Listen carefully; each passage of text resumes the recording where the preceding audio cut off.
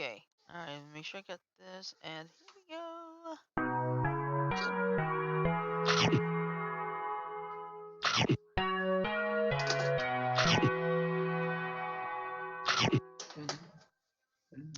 Good evening, everybody. It is Thursday night, or as I like to call it, Friday Eve, here at Beyond the Airways, the Infinity Project. And since it's Thursday, it's time for the Thumbs Up Thursday Wildcard. Tonight, it is Food Fascinations as we celebrate 50 years of the foods and the franchises that came around in 1971. And the funny thing is, the most of us here weren't even born yet. Not me. I'm probably the imaginations. Yeah. Don't worry, Imaginations. we'll get to the age where we were around to see see the birth of something that turned 50. Yeah. Well, that'll be fine.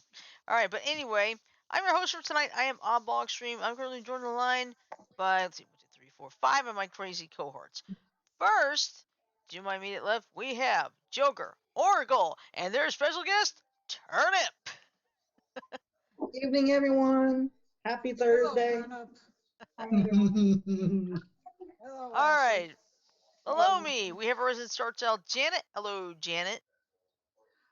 Hello there, and I'll be invisible for maybe another couple of minutes. That's fine.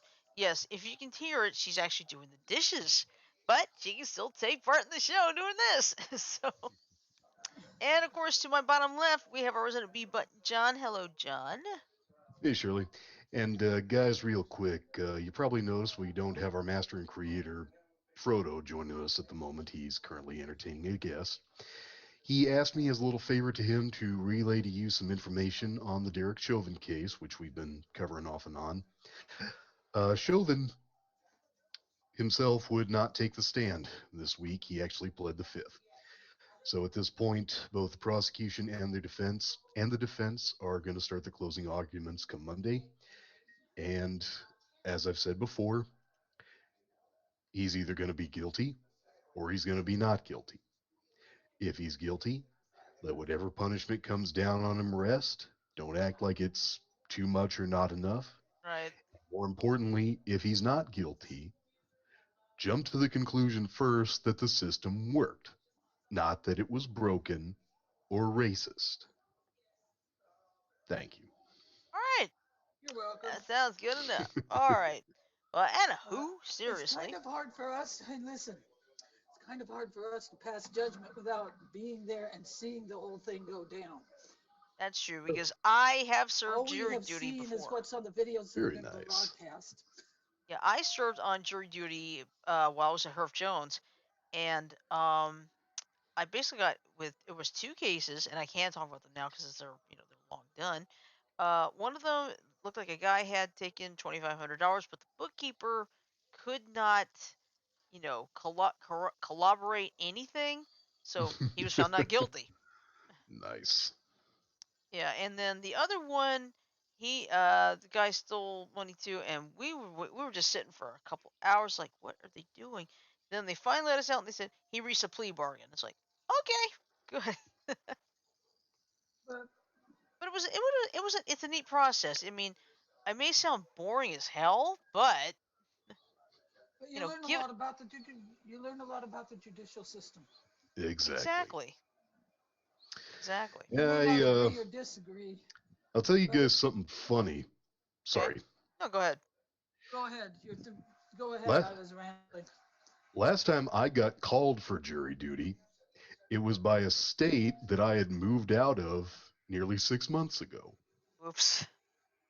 All done. Apparently, I lived in Arizona for a year and a half, then moved to Alabama. Arizona doesn't like to update their records for some reason, so they thought I was still a resident. They sent me a jury duty summons that got forwarded to my new address, and I don't remember how I contacted them, but I had to tell them, I'm no longer a resident of this state, so you got to send this to somebody else. Okay, hold on just a minute. Okay. Just a minute. Just a minute. I'm back. I'm back. Welcome back. All right. Well, anyway, now we've gotten the serious business out of the way. Let's start having some fun here. Since tonight's Food Fascinations, and thank you to our star child Janet for coming up with this idea. Oh no, I lost my copy of Bon Appetit. Uh-oh. Oh, well. Should we wait? No, it's because okay. Shirley's got an article for it, don't Okay, she? Yeah, already I got it. found the exact article. So All right, just share it in chat. sure, give me just a second here. I want to read it too. All right. Bonjour, bonjour. Ba-da-ba-da-bum-bum. Oh, Here it is. It was under my clipboard. Bon appetit. But I'll let you That's- take the lead with the magazine. Okay. Thank goodness I found the exact same article. Is it how 1971 changed food forever? Uh-huh. Yep, that's it. That's the exact article. That is the exact article. So perfection. Okay, now let me get it to this one here. Oh, excuse me. So is Chez Panisse like a Cajun restaurant that I don't know about? Excuse me for sneezing like an idiot. I didn't But even the hear wind you was do it. blowing something fierce, and I had allergy fits all day. Nice. So please excuse me. You're fine. Oh, I gotta remember it's my night to upload, so I better not forget. Right?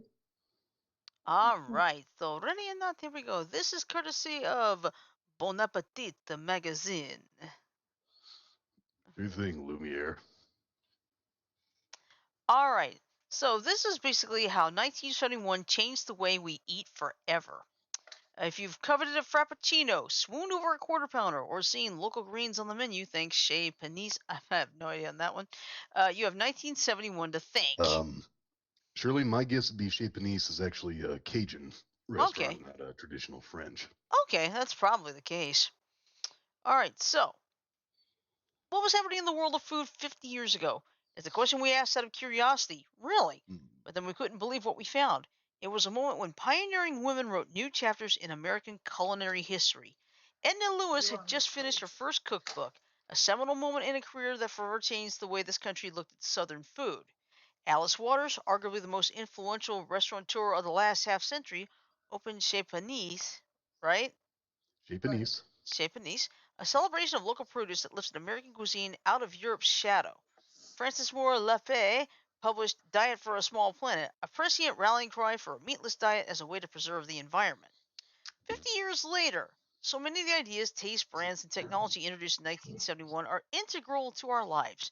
If you've ordered a frappuccino, kicked back with a frozen margarita, or had a meal overnighted to you via Goldbelly, you felt the impact of 1971. So Looking back, real quick, uh-huh. 1971 was the birthday of the phrase, "Hey Derek, you know what would make you feel better?" What, Brent?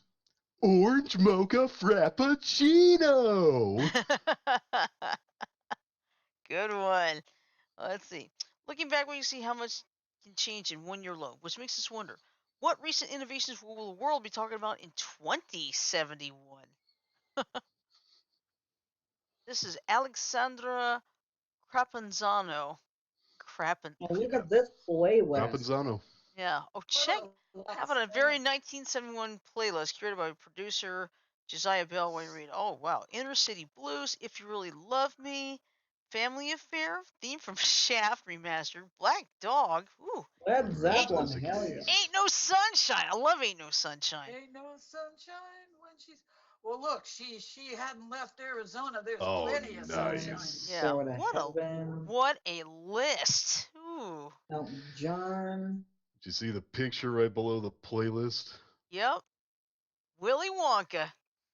God rest Yeah. you, Isaac Hayes and Gene And Wilder.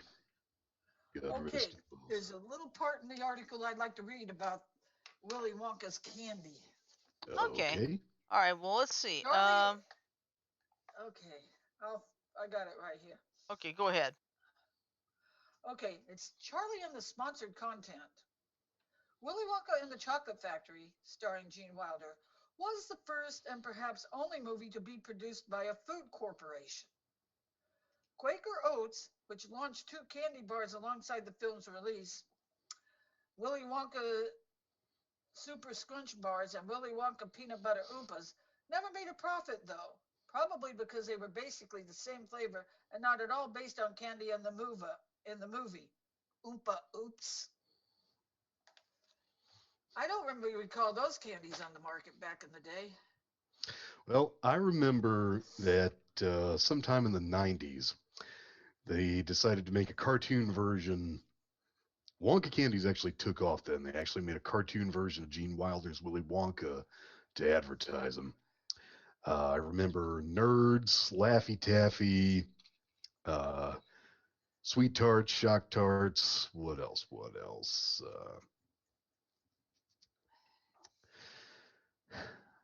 But you're right. None of them were in the movie. I don't think a lot of them could have been taken from the movie. Oh, Gobstoppers. That was one taken from the Everlasting movie. Gobstoppers. That was the jawbreaker. The everlasting gobstoppers. No matter you suck on it and suck on it, suck on it, and it never gets any smaller.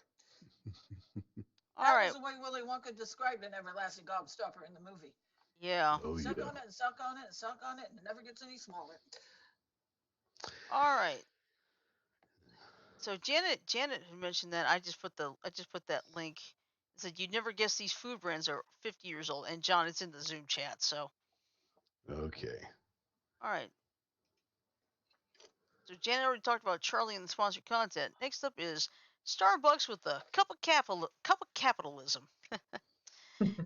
In 1971, a mug of coffee at the newly opened Starbucks in Seattle cost a whopping nothing. The free sample seduced customers into paying $1.25 a pound, expensive at that time, for freshly roasted beans and maybe some spice blends and fancy oolong tea. Eventually, the store would change ownership. The mermaid mascot would lose her belly button, and Starbucks would become the latte-slinging 26.7 billion with a B publicly traded global Goliath it is today. Why'd she Yeah, lose her belly button? Any ideas? I have no idea, to be honest. I have no idea either. But you know what? That coffee that cost nothing back in 1971 for a small, you're talking 4.25. I'm actually glad I don't drink coffee. Period. I never liked coffee. Me neither. Starbucks coffee tastes like it's burnt. Well, I mean, it depends. Well, it could be worse. Could taste like 3-day-old moldy diarrhea. Oh. I just ate, John. I just got through eating dinner, you twit. All right. How Well. was I to know that? Oh well. Anyway, next up we have Margaritas 2.0. Destiny struck Dallas when restaurant owner Mariano Martinez's customers complained that his margaritas weren't cold enough, one of life's bigger letdowns. Inspired by the Slurpee machines at 7-Eleven, Martinez fashioned a frozen margarita maker out of a soft serve machine, and the rest is history. Literally, the machine itself is in the Smithsonian. Yeah, they got museums for all kinds of things these days. This was my one chance in life. Yeah, this was my one chance in life to be somebody, Martinez told the Dallas Morning News. Okay, hold on. Janet, did you want to say something? That modest beginning with the frozen margaritas begets all kind of frozen drinks at the drive-thrus in New Orleans. Yes, they have drive-through alcohol dispensers, usually frozen margaritas, daiquiris, big old containers about what? About like this, Shirley? Yeah. And it's hard to believe Probably, that modest beginning probably must started all that. make a killing in city must probably make a killing in drunk driving ticket revenue. Yeah. Let's see. You've got mail. FedEx was founded in 1971, and its unheard of overnight shipping soon made it possible for anyone with the funds to order California citrus and Memphis barbecue overnight. By the 80s, a white truffle collector could call a restaurant in London or Los Angeles, Houston or Tokyo, and have his products showered over fettuccine the following evening, writes John F. Mariani in How Italian Food Conquered the World. Wow. It's amazing all these different things that. Yeah, and think about it. Remember that? I don't. Let's see, Janet. You remember John Machida when he did the FedEx commercial? Oh, the fastest talker in the world. Yeah. Uh huh. Vaguely remember the commercial. Yeah, it's on YouTube. It's easy to find. Yeah, and then we have chocolate vitamins. General Mills bestowed the world with two vitamin charged cereals, Count Chocula and Frankenberry, while Post gave us both cocoa and fruity pebbles. Meanwhile, consumer advocates were testifying before Congress about cereal's high sugar content and lack of nutritional value. The cereal companies were like, but vitamins. We bet you can guess who won that one. Hey, Shirley, Yeah. Janet, since you're probably old enough to, I know you're both old enough to have read these in the paper. Tell me if this rings a bell. Give me a break. This stuff is pure sugar, but it's fortified with 8 essential vitamins and minerals, so it's good for you. Calvin, this stuff is like eating a bowl of milk duds. Look, it says right on the box, part of a wholesome, nutritious, balanced breakfast. And they show a guy eating 5 grapefruits, a dozen bran muffins. Oh boy, That's that sounds like Calvin and Hobbes to me. it is. Yeah, because Calvin You kind of gave it remember, away. well, you remember the cereal chocolate frosted sugar bombs? No, I don't. Well, that was the only kind of cereal he would eat. And that's not far off from the kind of cereals they used to come out with in the 50s. And what happened, here's the thing, Count Chocula and Frankenberry didn't exactly win that lawsuit. What happened was they would show their commercials with the kid just eating that for breakfast. And Congress said, okay, you can put as much sugar in that as you want, but you're not allowed to say that it makes a complete breakfast. That's why now they say it's part of a wholesome, nutritious, balanced breakfast and Yep. show all the other food that's supposed to go along with it. The fruit.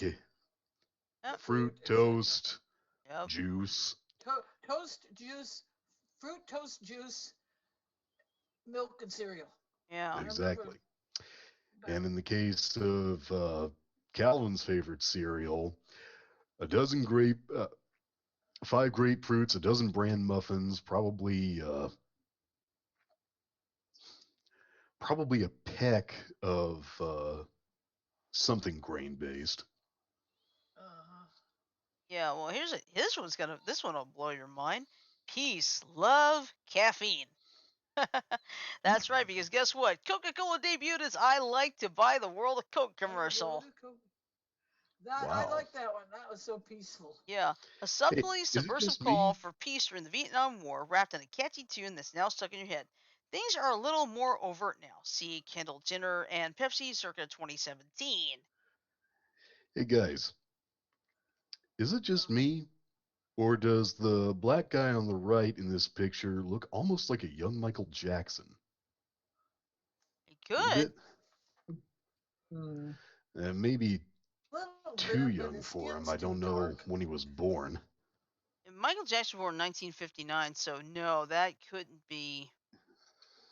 That's not Well, him. He looks like he's from India. he might be. Yeah, well, you want to know something? But There used to be the two main Coke drinks were Pepsi and Coke. And then they had Tab Dr. and Pepper. RC. No, I'm thinking of the ones. And then they come out with Dr. Peppers and all the different flavors of Cokes. I think you mean colas, Janet. Okay, Coke. Though Yeah, in the because now, South, have you they would heard? call any kind of soda Coke. Yeah, but I'll tell Tell you me if this: this have you sounds heard? familiar. Yeah, but have you heard of this one? Now Pepsi's introduced a mango flavored one. It's like, give me a break. Can we just have like the You normal remember the flavors? Pepsi Clear? Yes, Oh, Crystal I Pepsi. That felt Crystal. like I was drinking backwashed water. Not me. When I had it, when it first originally came out, it had the taste of Pepsi with no caffeine, and it looked like 7 Up. It's like, thank you, they God. I just drank that crap, and I'd swear it tasted like I was drinking Sprite somebody else had been in. Well, I mean, it just depends on the taste buds. Me, it was the greatest thing they could have ever come up with. Like, thank you, God, I love you. But then they made it a citrus favorite, and they eventually stopped. It's like, damn it. And Okay, then they Don't you brought guys it hate back. when you get They, something you really like and they discontinue it? yeah, and then they brought it back. But this time, unfortunately, it had the caffeine. It's like, shit, I can't even drink this one. Damn it. I actually tried it and it wasn't too bad when they brought it back for a limited run. Yeah. Can I read The the Crystal next Pepsi or what? next Yeah, the thing Crystal Yeah. on Pepsi. this? Well, Can I hold read on the a sec. next Tell me thing if on this this? sounds familiar. So, what kind of Coke you want? Pepsi?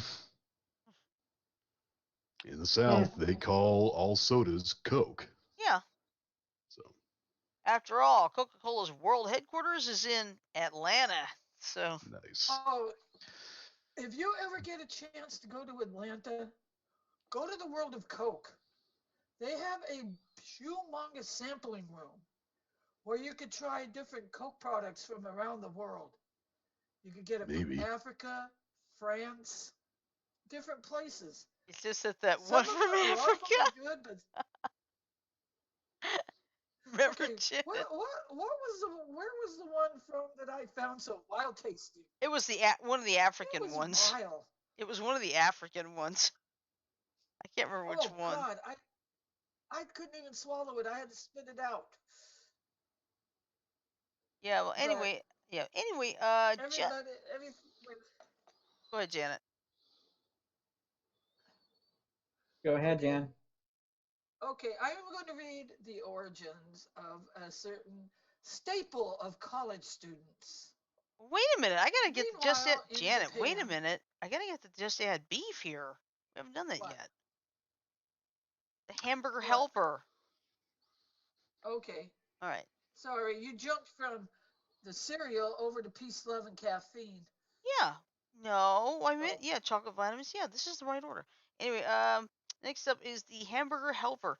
Hamburger Helper hit store shelves with perfect timing. Food prices were high due to post-Vietnam inflation, and the box mix helped stretch a pound of ground beef. Sales took off, but don't get us started on the four-fingered 1977-born mascot Lefty, who still haunts our dreams. You know what's I don't worse know than what Hamburger Helper? what's that. Hamburger the Helper helper. with cheese. Oh yeah. They actually did a joke on that on Family Guy. Lefty was telling Peter, how would you like to make an entire dinner for five with some Hamburger Helper? Yeah, I'd love that. Hey, Peter, I've got something even better. How would you like to make an entire dinner for five with Hamburger Helper with cheese? I don't know. That sounds kind of like the same thing. No, it's not. No, it's not the same thing. Peter, listen. He didn't get enough oxygen at birth. He's never going to have a normal life. Just do this for him.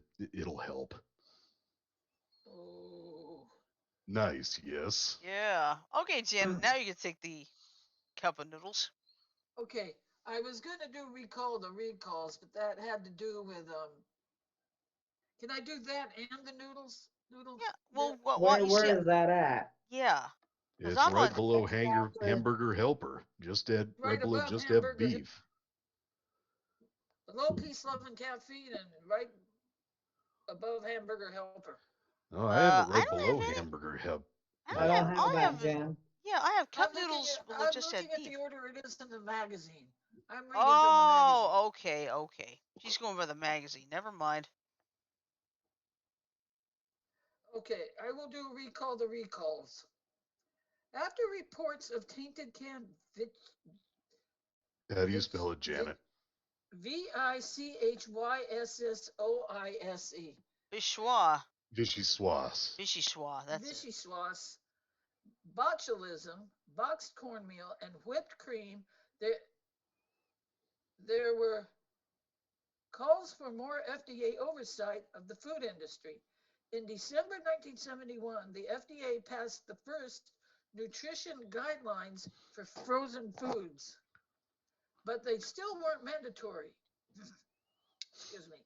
A slow fight for required nutrition labels began, though victory wouldn't come until the 90s. So 71, over 20 years before we finally got the nutrition labels on our food. Still with us, Shirley? Yes, I'm here. I just don't know where that. Okay. Okay, you're reading the magazine. Never mind. Yeah. Okay. Okay. And then The origin of the staple of all college kids. Yep. It's called Meanwhile in Japan. Yep. Mhm. Osaka-born cup noodles were the first instant ramen in cup form and arrived in the U.S. 2 years later as cup of noodles, soon dominating the dry soup mix market. Inventor Momofuku Ando's name lives on in David Chang's Momofuku restaurants, which serve the opposite of instant ramen. The broth takes 8 to 10 hours to make.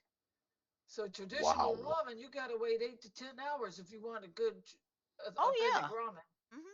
Let's see. Campbell's and I'm Lipton not tried sure I to. want it that Yeah, bad. but Campbell's and Lipton tried to launch their own dry soup mixes a decade later, but they were late to the party. Instant ramen was a $1 million industry by the late 80s with Nissin, which made cup noodles, at the top. Okay, your article's a little bit longer than what's in my magazine. Okay, Yeah, that's fine. thank you. Shall we Okay. Okay, move your on to turn the to read a next one? couple now. Yeah. Next up, a Hamburglar is born. The year 1971 was huge for McDonald's, which changed the slogan to "You deserve a break today" and introduced the Quarter Pounder as well as the characters of McDonaldland, the Hamburglar, Grimace, you know him, all part of an evil, brilliant ad campaign based on a study that revealed how influential children were in deciding where a family ate. Oh, and 1971 saw the first play places too. The campaign And also, probably the first injuries from him. yeah, the Because, campaign man, also. I have heard, sorry, just Go. real quick, I have heard some gnarly stories about what can happen at those things. Heard of kids climbing out of the tubing and falling to the floor. That was, ugh. It's probably one of the main reasons they took them out of all the McDonald's and made it more adult friendly. Yeah. Yeah, pretty much. Yeah, you deserve a break today, but not that kind of break. Yeah, you deserve a break today, just not a broken bone. Yeah. Um, Exactly. Anyway, the all campaign right. also kicked off the Big Meal, a precursor to supersizing. The order was a Big Mac, a very large order of fries, and a great big drink, and arguably one small unbuttoning on America's pants. Hey, Shirley, Yes. in the words of a superhero named Mermaid Man, if you want to be big and strong like me, you've got to learn to make boom, room for seconds. Mhm. All right. Rest in peace, Ernest Borgnine. You know what started his career? One of the things that started it? Uh, his Bill's service in Navy? the Navy. McHale's Navy. Janet Yeah. got it. Yeah. Well, that wasn't his service per se. That was a show. It Yeah. was actually made Right. into a movie. All right. Actually, the movie came I first. think The my sitcom came hell. later. I think Okay, they may have had a movie, but they made a movie in I think it was the '90s called McHale's Navy. It had Tim Didn't Kelsey? Curry in it, Yeah, among but other it didn't things. fit the Yeah. TV show. Excuse the bark in the background. I got the computer room window open and the dogs are Oh outside. shoot! Yeah, It's I'm all I'm right. getting I'm getting I'm getting McHale's Navy confused with Down Periscope because I think Kelsey Grammer was Down Yeah, Periscope. down Periscope was Kelsey Grammer. McHale's Navy had Tom Arnold, Tim Curry, and I think Borgnine as a cameo. Okay, gotcha. Tim Actually, Curry yeah, in that Borgnine one? actually played the elder McHale in that one. Yep. Let's see. Okay. I'm Oh, going to read can you find the one called Manly Soup let me go find your it. I article? Got it. found this old pot. Okay, Uh, Okay. go below. It's oh, found it. Okay, cool. Mine's above the McDonald's. Excuse me. Okay. Formats laid out. Okay. Manly Soup. He Cooks was the name of a recurring column in Better Homes and Gardens. We want you recipes that you, the man of the house, prepare yourself. Men were cooking more at home, notes historian Helen Veit, even Vite. if that means just opening a can of soup. Products like Campbell's Manhandlers, irregular soups budgie, helped rake in the company's first $1 billion that year. And they eventually probably became Nice. the Chunky Soups. Yeah, Yep. All right, let me yeah, see. but I'll go I back up think to. you were at this old pot, That's Shirley. correct. I was. Let's see. The cream of the crop cookware company, All Clad, was founded in Pennsylvania by a metallurgist who decided to make himself a pot when Okay, this when. isn't in my magazine, so. Okay. All right. Let's see. This cream of the crop cookware company, All Clad, was founded in Pennsylvania by a metallurgist who decided to make himself a pot when he wasn't designing coins and airplane parts. The pans are a patented design of 5 alternating layers of bonded aluminum and stainless steel. The material can conduct heat evenly while somehow maintaining a cool handle. Chefs and home cooks have been geeking out over All Clad for over 50 years. Sorry about that. Reviewers at the Wirecutter and Cooks Illustrated constantly bestow the pans with their highest praises, and we at Bon Appetit have called the frying pan an investment piece that we're buying and keeping for life. Nice. Let's see. We have a Ooh. skillet. It's nothing fancy. It's a big old cast iron skillet that we inherited from my grandma. She loved that iron skillet, and she would use that cast iron skillet to fry her chicken in every time. Nothing wrong with that. Nice. All right. Chefs and cooks I use my could skillet to make have. Juicy Lucy's. All right. Well, anyway, next up we have chart topping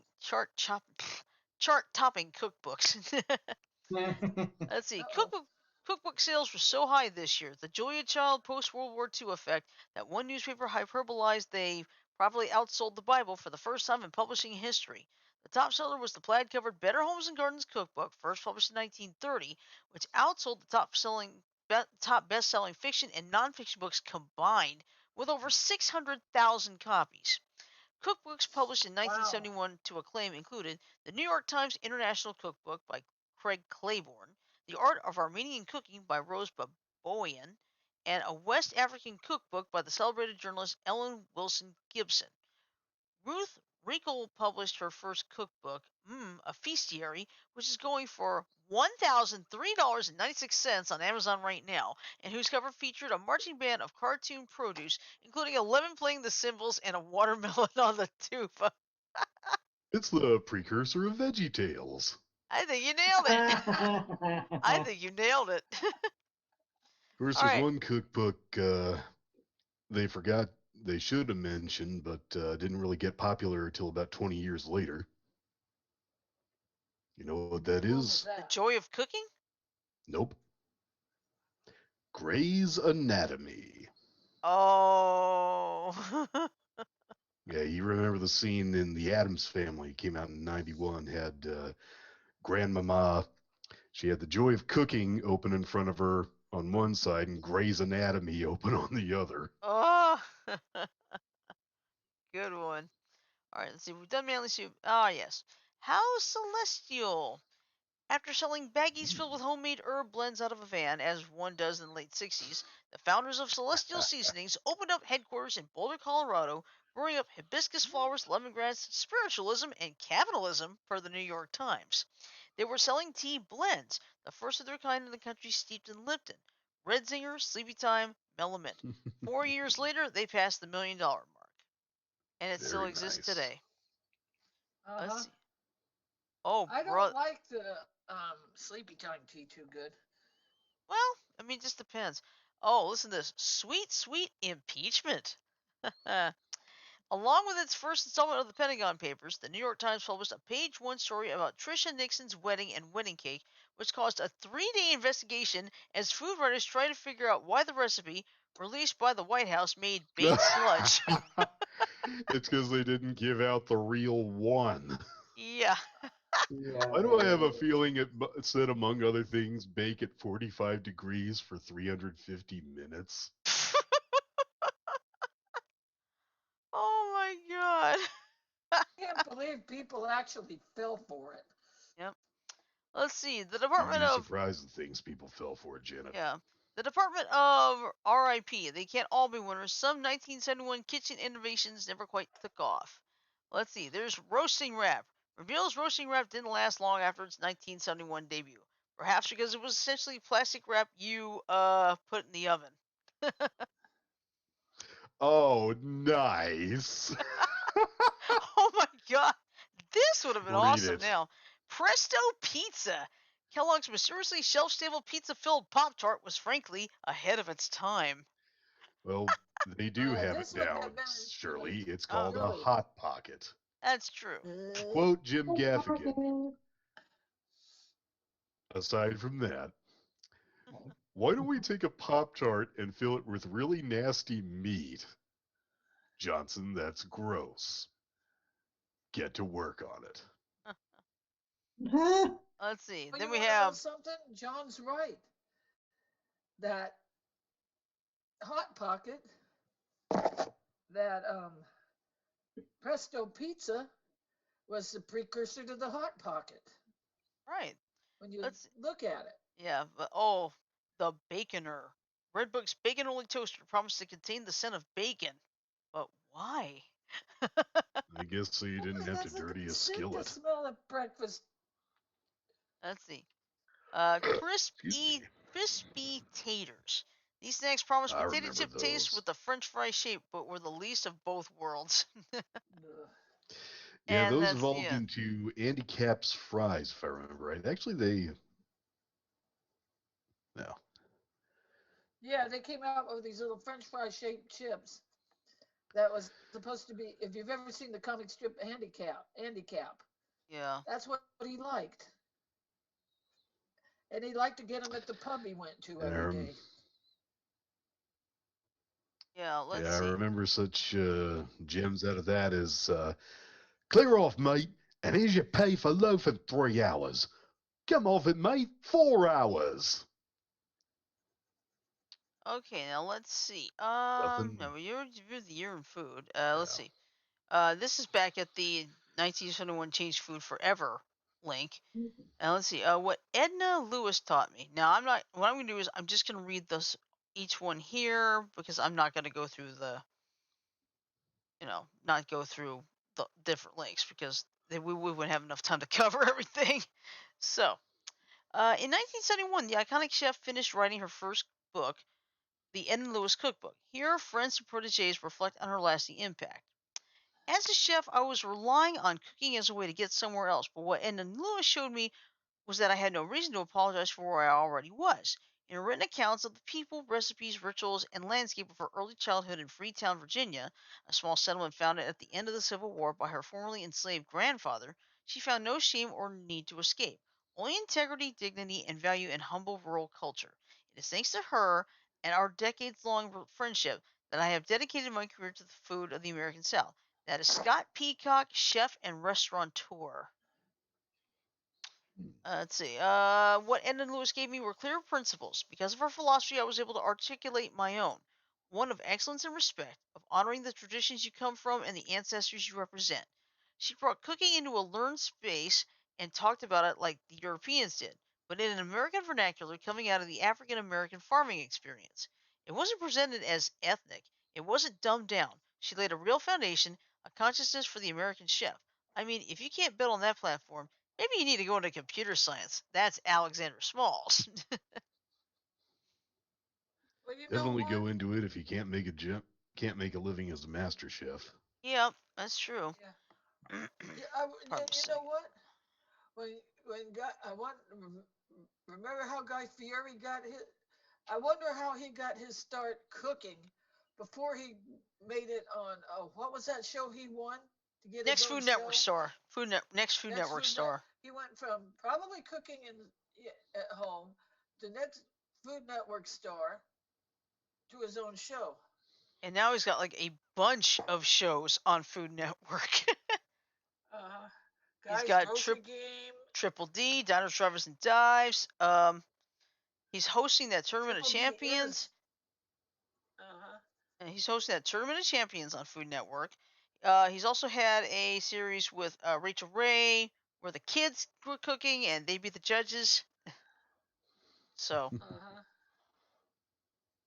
but anyway, let's see. Let's see. Here's number 3. So yes, this is a love poem of the highest order because the next best cook in the world, my grandmother being the best, just had a birthday, and all the asparagus and wild greens and quail and tomatoes on the vines, and little peas in spring and half runners in early summer, and all the wonderful musty things that come from the ground, said Edna Lewis, is having a birthday, and all of us who love all of you who love food wish her a happy birthday because we who are really smart know that that chefs make the best lovers, especially when they serve with oysters on the half shell. Said by Nikki Giovanni, an excerpt from the 1997 poem, "The only true lovers are chefs," or "Happy Birthday, Edna Lewis." Nice. I like that one. Yeah. I'll say. I wonder who came up with the expression, the way to a man's heart is through their stomach. That's a good I wonder who question. came up with that expression. It's probably fairly old. I do know that Commander Zap Brannigan came up with this expression: the way to a woman's heart is through her parents. Sleep with them and you're in. Oh. Oh, Well, Zap anyway. Brannigan was a vain SOB too. Did you know he was winner of this year's Modesty Award? Yeah, modest. Yeah, right. Let's see. Anyway, Modest? yeah. Anyway, here's something interesting. Beef Wellington with green sauce. Nothing says spring like a huge hunk of beef slathered in chicken liver pate, draped in bacon, and wrapped in puff pastry. At least according to the March and April 1971 issue of Bon Appetit, Beef Wellington was like an unevolved dinosaur, says our current test kitchen director Chris Morocco, who kept the bacon but added mushrooms and a touch of soy sauce. Here, it's still lumbering around. Its bad Jurassic self. I think I could do without his mushrooms and soy sauce myself, but that's just me. Yeah, the soy sauce I can do without. I don't. Oh, I don't mind mushrooms. you know what? That liver pate Yeah, is raw liver. yeah, I know. Yeah. It's not even cooked. Uh Well, huh. look, if I could do raw fish sushi, I could try that a little bit. Let's see. A movement still in motion. The book "Diet for a Small Planet" was more than a hippie byproduct. It was a revolution. Jonathan Kaufman reflects on his enduring legacy and echoing implications for the plant-based food movement. I guess we could look at it real quick. Let's see. I'll have to put that into the as well. Yeah, so "Diet for a Small Planet" came around also in 1971. So that book is also 50 years old. So what I'm going to do is I'm going to put it into the link. And I see JJ in the chat. Hey, JJ. Hey, Jage. All right, I'm going to put everything, and I'm going to put it in the Zoom chat as well. So, excuse me. Sorry. Good one. Oh, Me apology. Oh, Shirley, Yes. you're being attacked by a bunch of frogs. Oh, I You am. you were the male bullfrog that called all the girls. All right. So anyway, when Frances Moore Lappé called cattle a protein factory in reverse in her 1971 book Diet for a Small Planet, she wasn't just arguing that meat was an inefficient way to feed humans, though it is, nor did she set out to turn millions of Americans vegetarian and help the natural foods movement find its political voice, though she did. For the 26-year-old researcher, diet was an act of radical hope. From 1968 to 1971, young Americans like Lappé had witnessed the assassinations of Martin Luther King Jr. and Robert Kennedy, civil unrest that ripped through dozens of cities, and the violent suppression of activists like the Black Panthers and the Kent State protesters.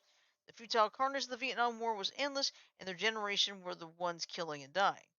Yet this generation, weaned on the civil rights movement and President Johnson's war on poverty, were caught up too in the intoxicating possibility of change. After graduating college, LePay worked as a community organizer in Philly. Then she moved to California and enrolled in UC Berkeley's School of Social Welfare, but dropped out, convinced it was pointless to try to alleviate poverty and hunger if we couldn't identify the causes. One of the ambient stories circulating at the time was that Earth was so overpopulated it could no longer feed itself. So LePay descended into Berkeley's Agricultural Economics Library, armed with a slide rule, to analyze crop reports and nutritional studies. She calculated that hunger wasn't caused by a scarcity of food. It was a problem of food distribution. If we grew crops for humans instead of for livestock, ethanol, or high fructose corn syrup, the United States alone could feed every famine-afflicted person on Earth. I was so excited, she says now. We're creating hunger so we can end it. There's nothing inevitable about that. She was Well, there's convinced. only one problem with that, and I gotta point it out real quick. Sure. I don't want my diet to remind me of the Interstate 80 song. The Interstate 80s? What? Hey, Joker, Oracle, and Turnip, since I'm pretty sure you all live in Iowa, help me sing this, okay? okay. Ash is in a room resting, and Katie went to bed. So it's just me. Okay. Joker, then help me, okay? Oh, okay. Goes something like this: Mississippi River, Devonport. You ready, Joker? Sure. I don't think I've Corn, heard corn, this song. corn, corn, corn, corn, corn. What's that smell? Corn, corn, corn, Iowa City. Corn, corn, corn, corn, corn. Look, a tree. Corn, corn, corn, Des Moines.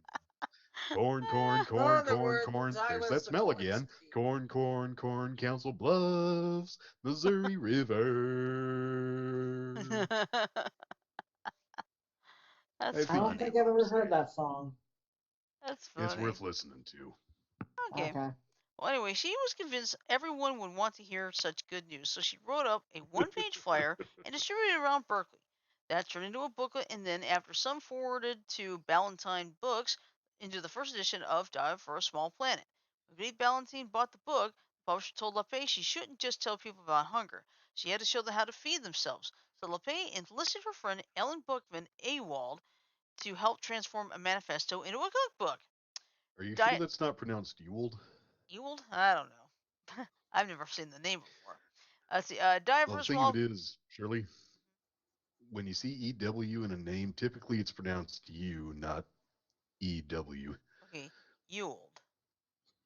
Yeah. Okay, Kind of like Ewan McGregor. gotcha.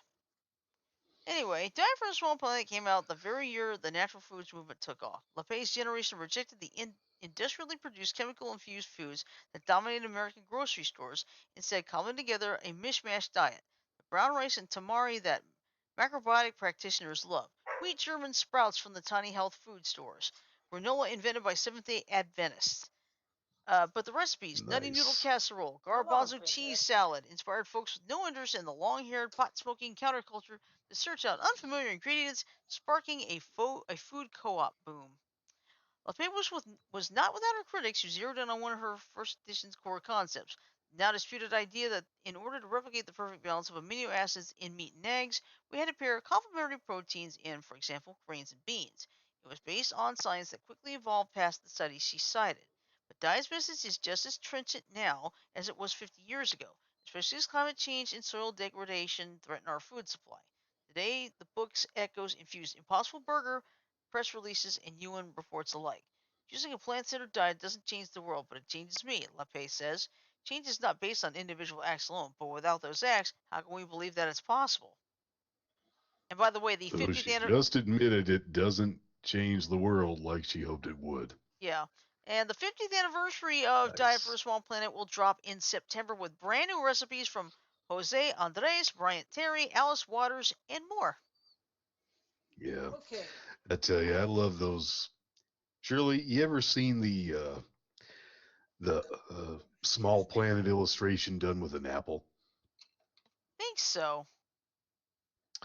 How they say, okay, you got an apple, and that represents the planet. Well, three-fourths of the planet is water, so that's all gone. Then you got this much gone because it's given over to urban development, and you got this much gone because it's too polluted to use. This Uh-huh. rest of this is farmland, and they cut off the skin, and this is the only thing we can use. Hmm. Nice, yes. You know, well, let's see. Now, I'm not gonna. Let's see. I may come back to that. My salad myself. 50 years after Chicago restaurant R.J. Grunt's popularized the salad bar, Smith and Irby ponders its deepest questions. For example, does 3 pounds of croutons with organic ranch poured over them count as a salad? I'd say no. If you have lettuce underneath, yes. Yeah, I agree. All right. My salads are about half greens, half diced ham and shredded cheese Okay. Well, let's see. and Next, bacon. yeah, let's see. I'm gonna do this one. Tapatio's Triumph. Vernon, California, 1971. Jose Luis Saavedra was having a hard run selling his spicy bottle Cuervo sauce. Saavedra. Saavedra, thanks. He was having a hard run selling his spicy bottle Cuervo sauce. Then Jose Cuervo, yes, that one, despite being a distant relation of Saavedra's wife, sent a cease and desist letter. The run was done, but in between working two jobs, a determined Saavedra rebranded as Charro, replacing the Cuervo crow on the logo with a traditional Central Mexican horseman in a wide-brimmed sombrero. New name, new look, same peppery hot sauce. Things were looking good. 10,000 labels printed until the foreman was sued again for copyright infringement. But Saavedra would not accept defeat. He rebranded once more to Tapatio, or excuse me, Tapatio, a nickname for folks from the city of Guadalajara, where his children were born. Tapatio.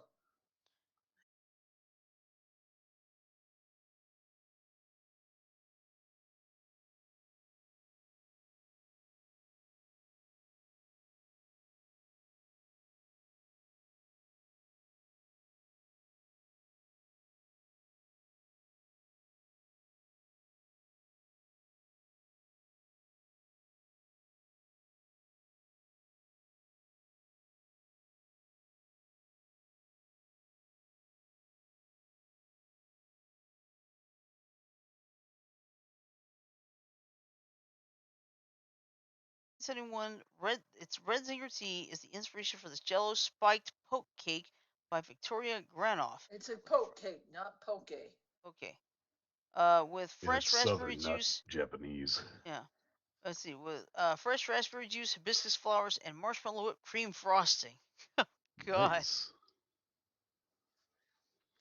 Let's see. Oh shit! You don't have to use the cream frosting on a poke cake. When my mom used to make poke cake, we'd use Jello, and we'd poke our yellow cake mix. We'd poke our yellow cake mix full of holes, and we'd pour the Jello in it, let it gel, and we'd use Cool Whip. You don't have to use the fancy whipped cream on it, and it was just as good. That's good. Yeah. Mom likes to use I Cool actually Whip might too. like the fancy stuff better. Sounds like it might be richer. That's fun. Okay. Yeah, Let's see. yeah, The but when enduring you influence of Chez Panisse. Alice Waters opened Chez Panisse in Berkeley, California in August 1971, making simple food with local ingredients. Though farm to table is now so common as a cliche, at the time a restaurant like this was novel, and so was her way of running it. Paying farmers a premium for the best produce, changing the menu daily, giving employees higher than usual wages and vacation time, and encouraging them to trust their intuition. The impact of working at this one little restaurant has been huge. Allums went on Went to on to chart. chart their own path with the same ingredient-driven, community-focused spirit. Um, Now I'm not going to read the article because we're already at 9:54, but let's just say this really helped. Because we have local restaurants here. They get help from a place that actually raises produce in trucks. Very nice. And I thought growing it on top of buildings in cities was novel. Yeah, but well, yes, given another. the fact that you're running out of room at ground level, these rooftop gardens Oh are yeah, a way to save space. yeah. You know, Exactly. Let's see. Also, the 1971 kitchen was full of appliances that were slowly improving, one feature at a time. Ice machines were popping up in refrigerators, microwaves were becoming portable for some reason, and the color avocado reigned supreme. oh, we did have an avocado green refrigerator for a while. Yeah, I had my family had a pale yellow refrigerator for some time. Oh, that was the gold color. Yeah, Yeah, here's a good one. Carl Sondheimer, retired physicist and amateur gourmand. Is that right? gourmand. Gourmand, discovered a device called the Magimix at a housebrew show in Paris. After months of tinkering, he later unveiled a new version that has become a household name. It's the Cuisinart food processor. Cuisinart's one of the more popular of the um, kitchen appliances. You Right up Yeah. know, there with. Um, Sir, they must have hyperjets on that thing. What do we have on this thing? A Cuisinart? Yeah, and then there's this picture of you see these kids getting fed. The Black Panthers free breakfast program fed school children at no cost and laid the groundwork for modern activism, which is true. And then Uh, Let's see. Fondue was the subject of many, many magazine stories in 1971. A spread, in essence, showed actor Diana Sands entertaining friends on her shag carpeting around a fondue pot. Keep Victoria Grenoff's modern goat cheese and Belle Paese version warm. Our creative Bill director Pesci. Paese. Okay, Pesci. Paese. Thank you. Our creative director Michelle Outland bought this poppy-colored Oster electric fondue post on Poshmark. It came with recipes for hot cheese dunk and mini Frank fondue. Wow. Okay, I think we can stop there because it's not bad, really. We just about covered the whole show. I mean, if you want to look at the articles, they're in their links in there, but there was no time to get to all of them. So, Yeah. but I mean, this is great though. Just hit the tip of the iceberg, people. Oh yeah, And when you go to use a kitchen appliance or cook a certain food, think about the origins. exactly. You'd be amazed at how shit got there. Also, if you have cable or satellite, I forget what channel is it's on. If you're interested in how your food is produced, there is a show called Food Factory that Okay. shows how they make certain foods. I like to watch that because I like to know how things are made. And don't forget, I don't know what channel it's on anymore, though you can find reruns of it on YouTube. If you want to know just what life was like back in the 70s, especially if you don't mind a slightly parodical twist on it, be sure to watch a good old episode of that 70s show. And remember Yes. just what helped people get through Wisconsin winters back then. Oh yeah. And most people are living up north back then. Because I remember like what was it? International Falls, Minnesota is like the ice box of the nation, and they had the classic commercial for the Sears Die Hard car battery because they left the car in the cold for more from like January through April, and here comes April, car starts. Very nice. I mean that is a classic. Did you know But Louis Anderson hailed from Minnesota? I I did not don't know think I that. knew that. Yep. You can actually find fairly recent comedy sketches he did about growing up there. I'll Cool. show you guys some after we're done. Okay. All right. Well, anyway, I think this is a good place to wrap it up for the night. We hope you've enjoyed this time traveling food fascinations trip. And no, we didn't have to call the doctor on it either. I mean, Dr. No. Emmett Brown. No, Wrong doc. no, I'm talking about Or Doctor Who, yeah, the Doctor. yeah. Oh, Because I Could you always, remember imagine if the Doc future. Brown met the doctor? oh boy, that'd be crazy. That would be cool. So, That'd be how probably the exactly is your time machine capable of being bigger on the inside? Well, let explain it to you, but I'm afraid, since you're a human, I'm afraid you might not be able to understand it. coolest. Try me. Hey, Doc, I don't think that's such a good idea. Shut up, Marty. Shut up, Oh, shut up. I tell you the guys, they won't imagination do and it. a lot of time to do fanfic. That would be Yeah. a one fucking hell of a crossover story. I'll bet you someone probably did it at fanfiction done it already. Oh, yeah. There's I tell you, millions of possibilities on that place. I tell you this though, they're never gonna do it. But I would love, while they're still alive, for Chris Lloyd and Michael J. Fox, to do Rick and Morty lines in their Doc Brown and Marty McFly personas. That would be a bad Which idea. I could imagine something like, I'll tell you more off the air. We probably couldn't get away with it. Okay. All right. Well, anyway, just a quick recap. Tomorrow night, of course, is our Friday Fun Day game du jour, which is Shell Shock Live, which means tomorrow we'll make absolute fools of ourselves, making sure we have our parabolas light, trying to knock out the opponents. Exactly. and some of us will shoot straight up and down and put themselves in a hole. That's true. Yep. That is so true. All right. So anyway, let me play the quick 10-second ending here.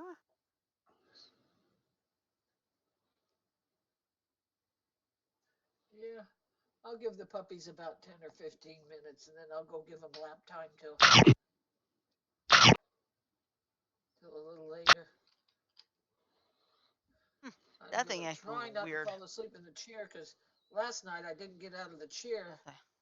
till Yeah, next thing. All yeah. right. So anyway, I'm just gonna say love, peace, and chicken grease. Everybody have a great night. Sleep well. Stay safe.